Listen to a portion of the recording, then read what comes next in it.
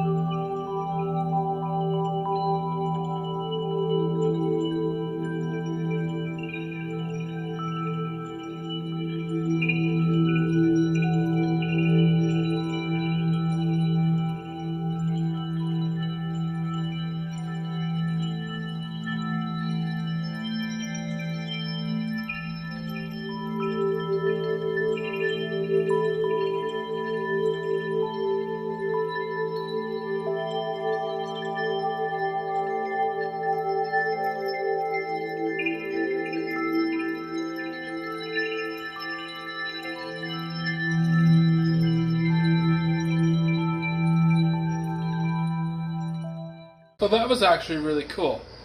If I had to guess, I would say that what's happening is the magnetic field is causing localized hot spots as the element heats up, and somehow those propagate throughout the burner.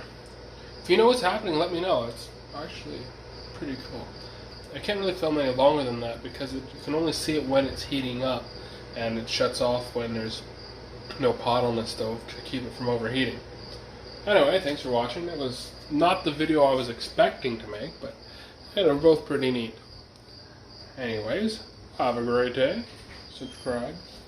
See you later.